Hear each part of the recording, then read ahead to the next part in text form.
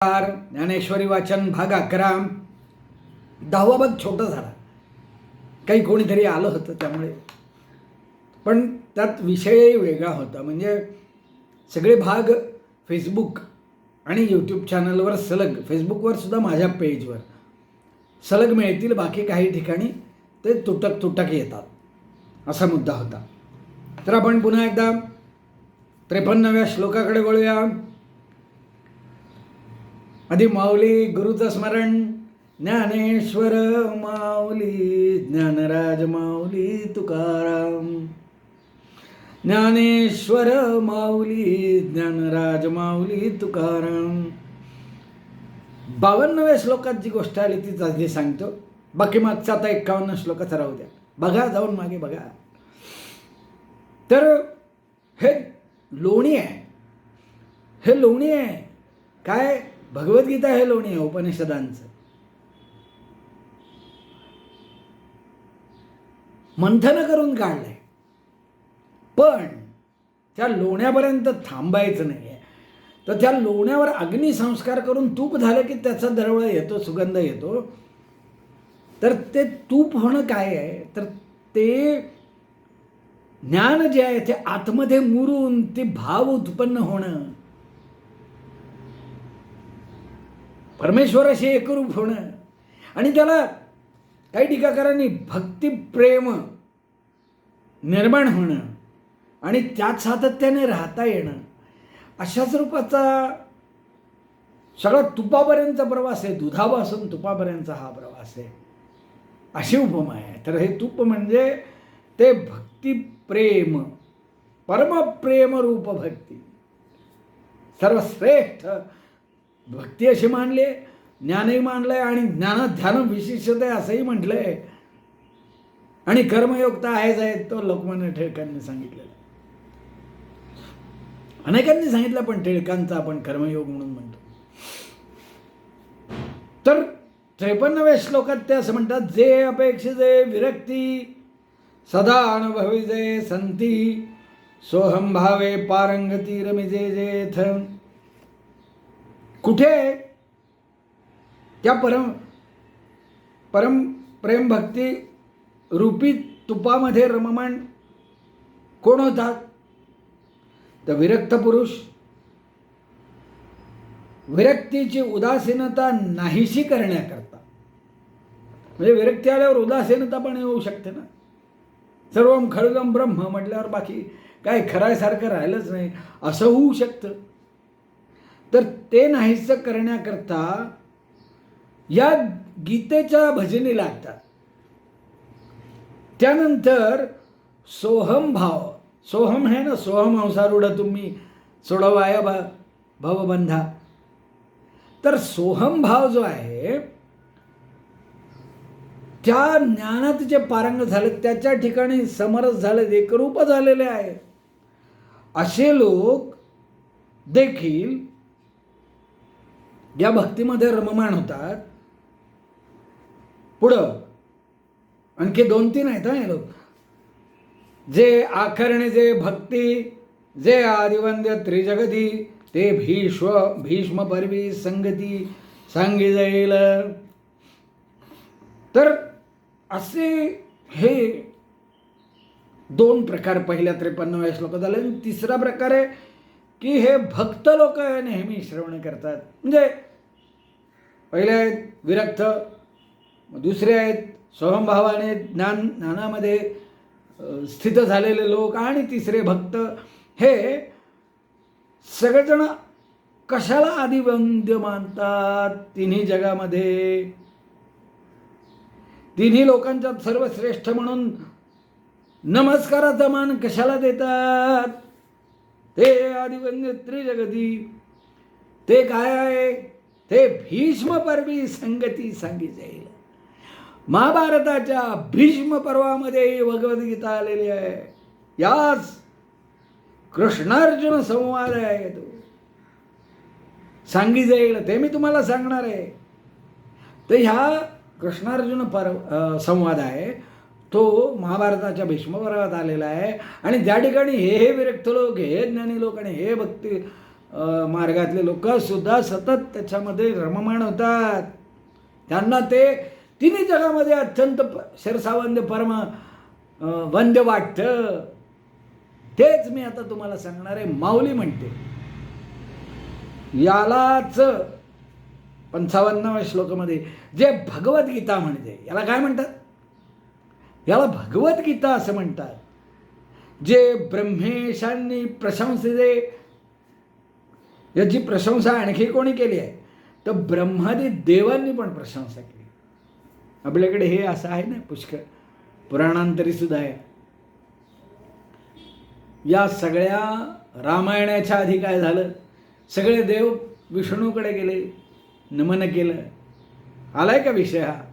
बघा कुठे आला असला तर सगळे देव सुद्धा पुष्पवृष्टी करतात आहे ना.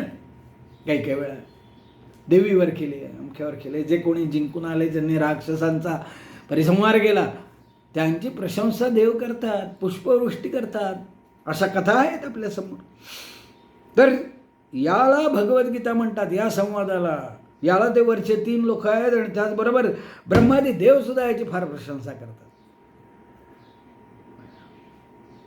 आणि काय या भगवद्गीतेला मानणारे आणखीन कोण आहेत? जे सनकादिकी सेविजे आदरेसी. सनंदन ही विरक्त माणसं देखील आहेत. ते देखील या गीतेचं उच्च भावाने सेवन करतात. गीतेपुढे नतमस्तक होतात. म्हणून ते लोकमान्य टिळकांचं उदाहरण 9व्या भागात सांगितलं.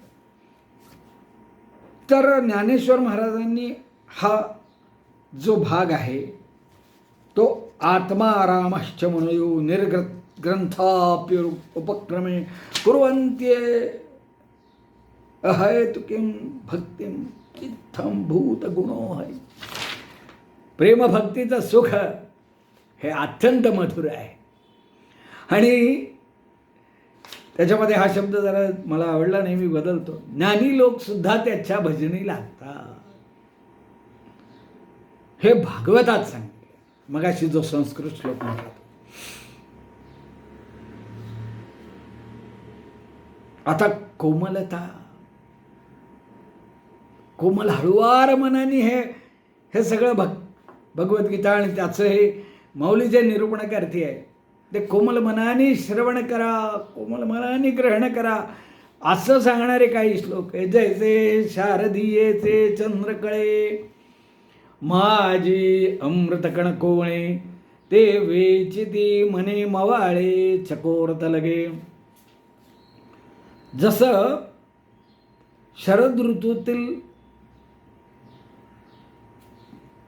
चंद्राचे किरण आहे ना, ते कोण ग्रहण करतं, कोण पितं तर चकोर आणि त्याची पिल्ले ते वेचतात. कल्पना आहे त्या सुंदर गोड कल्पना. चकोर आणि त्याची पिल्लं शरदाचं चांदणं पितात अशी कल्पना आहे.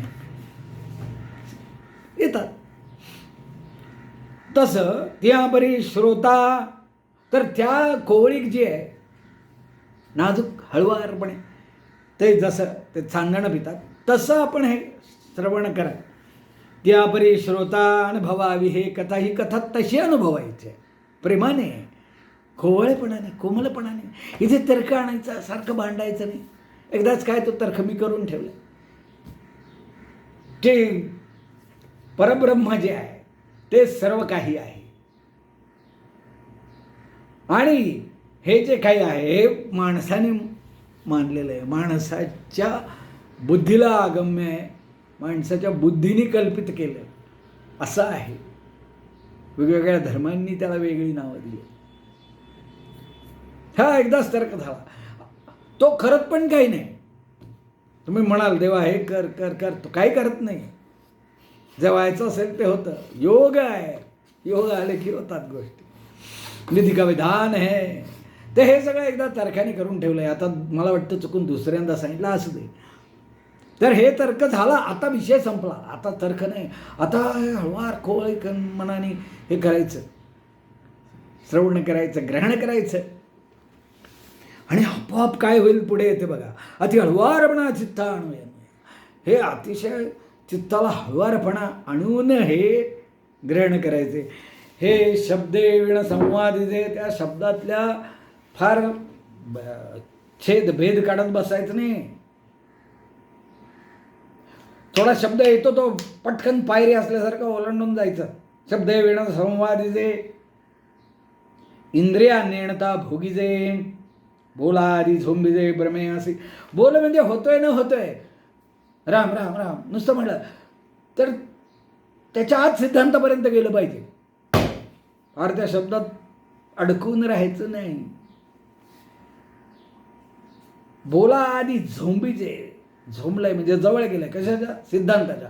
सिद्धांत काय? ब्रह्मसत्यम जगन्मिथ्या जीवो ब्रह्मैव नापरा है, जो भी है सब वही है, दूसरा कुछ है ही नहीं. हा जो प्रमेय आहे तिथे जाऊन झोंबायचं, डायरेक्ट जवळ जायचं. इंद्रिया नेणता भोगीचे, तुमच्या इंद्रियांना देखील कळता कामा नये. काय कळता कामा नये?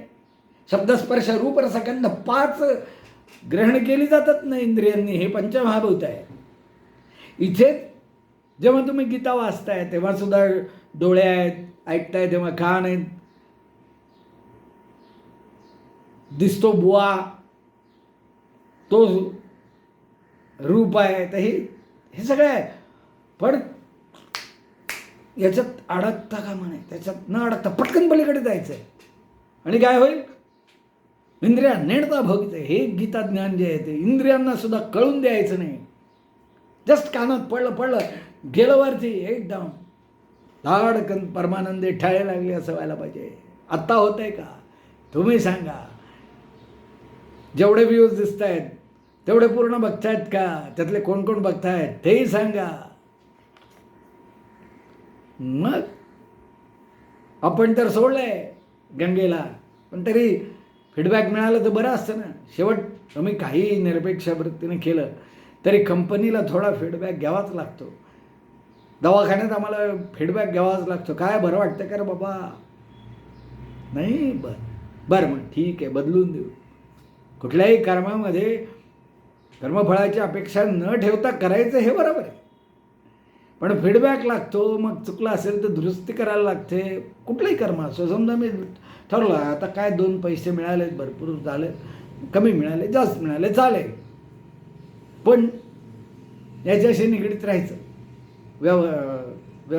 औषधं देण्याशी. तरीसुद्धा नंतर तुम्ही आलात दुसऱ्या वेळेला की विचारावंच लागणार ना. म्हणजे एखादी गोष्ट आहे ती 100% जशीच्या तशी नसते, हे लक्षात घ्या. ते तुमच्या पात्रात ते घ्यायचं आहे. अमृत आहे पण तुमच्या पात्रात आहे. तुमची वाटी केवढी आहे तेवढंच येणं, माझी वाटी एवढीशी आहे एवढंच येणं, मला पुष्कळ झालं. तर थोडा फीडबॅक पण द्या. मुद्दा आहे, जर 13व्या मिनिटापर्यंत ऐकलं तर ऐकताय तुम्ही असं लक्षात येईल माझ्या. आणि जे ऐकणं कमी होतं आहे तर ते वाढवा, बाकीच्यांनाही सांगा. ही विनंती आहेच नेहमीच, कायमच. जैसे भ्रमर परागू नेती परी कमळगळे नेणती, तैसे परी आहे सेविती ग्रंथी ये. तुम्हाला समजा गुलाबजाम खायला मिळाले तर तुम्ही कुठे बसून खाते याचा विसर पडता. अगदीच घाण असेल तर जाणं धार इथं नको राहावं, जरा दुसरीकडे जाऊ. पण समजा गेलात तुम्ही एखाद्या ठिकाणी आणि प्रसाद वाटप चालू आहे, तर तिथे तुम्ही गेलात आणि प्रसाद घेतला, तर तुमचा तो खात असताना ना काही क्षण असे जातात की अवतीभोवती काय कुठे बसून खातोय काही पत्ता नाही. फक्त आनंद तुम्ही त्या शरीराचा घेताय. असं होतं की नाही?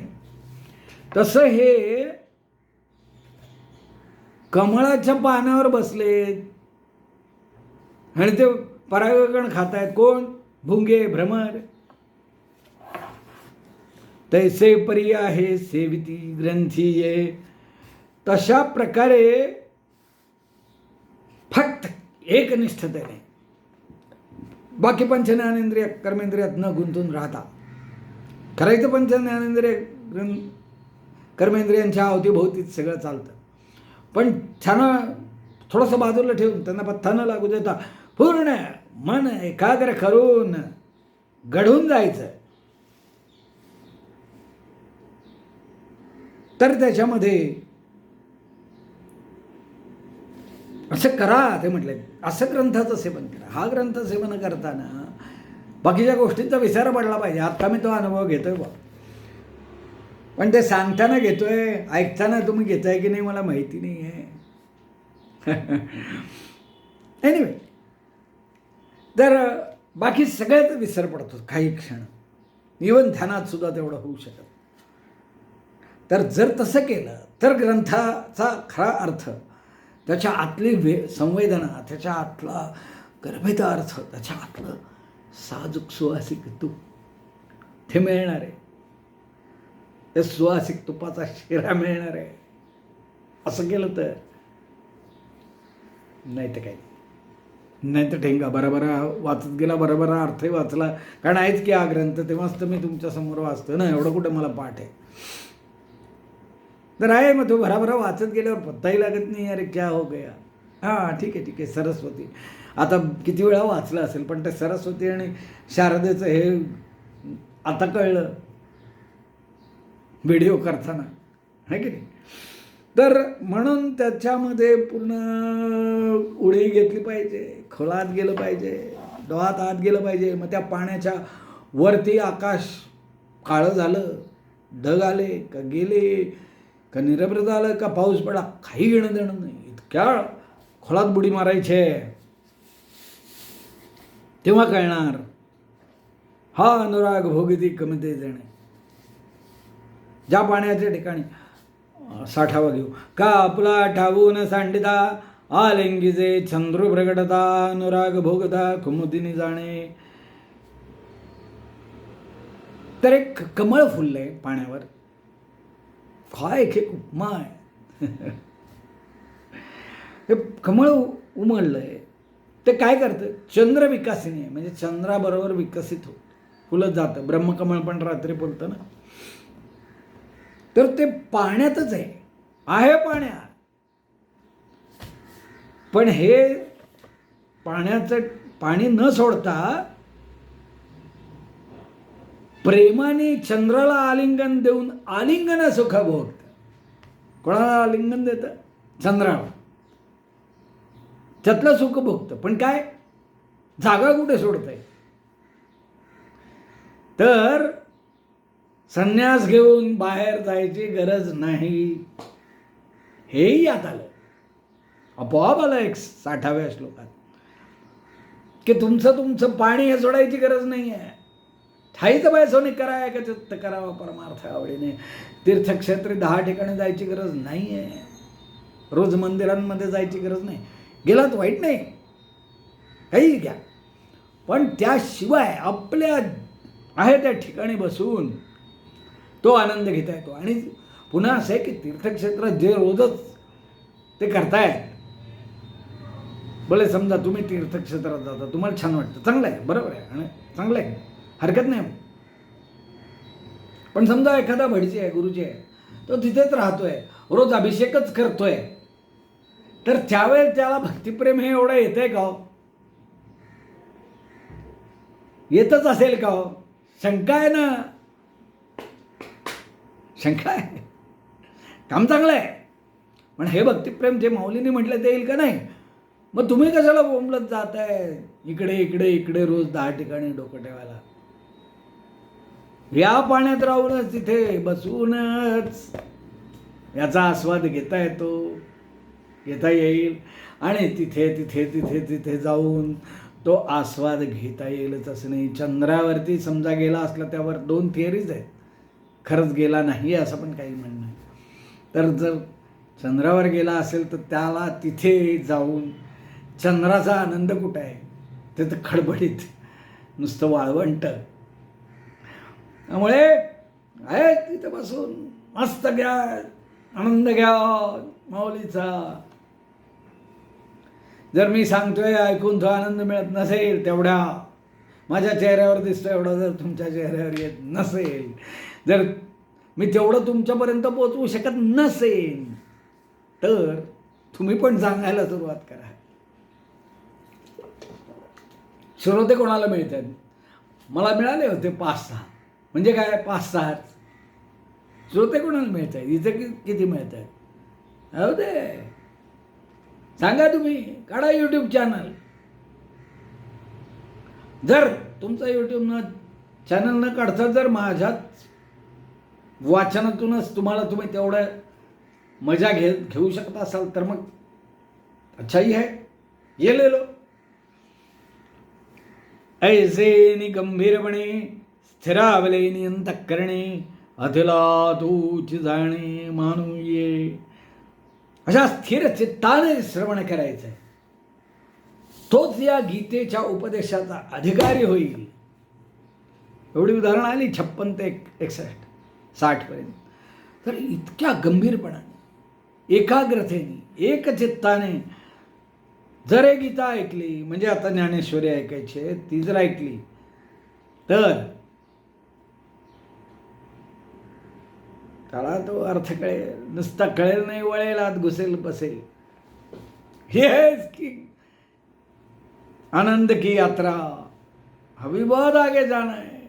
अभी 11 हो गए हैं, 61 श्लोक हो गए हैं, और भी जाना है. द्वैताचं निरूपण करताना शब्दाने द्वैत येतं. थोडं गंभीर गोष्ट शेवट सांगतोय ती, की द्वैत आहे हे जे आत्ता चालू आहे ते, आणि हे ज्ञानेश्वरीचं पण एक प्रकारे आहे. तर शब्दाने जरी द्वैत निर्माण होत असलं तरी आहे काय, तर मूळ अद्वैत आहे. तर जर तेवढं एकाग्र झाला तर मग ते द्वैत न राहता अद्वैत होईल. त्याच्याशी एकरूप व्हायला होईल. कोणाची? नुसतं या आता चालल्या बडबडीची छेचे, त्याच्याशी एकरूप होता येईल आणि परमानंद मिळेल. तोच या गीत शब्द ऐकल्यावर शब्दावर लक्ष न देता त्यातल्या जो गंभीर अर्थ आहे, पाण्यात खोल बुडी मारला मग असे म्हटलं ना, जसं गंभीर खोल बुडी मारल्यानंतरचा जो अर्थ आहे तो अद्वैत आहे, तो मिळेल. ते आहे तूप, मग अशी बोललो ते साजूक तूप. तर साजूक तूप घ्या, बाकीचं जाऊ द्या. किंवा आत्ता साजूक तूप घ्या, नंतर वाटलं तर परत ताक प्या, जेवल्यावर लागेलच ना. बरं ताक कशाला म्हटलंय सांगा बरं. चला आजच्यासाठी बस.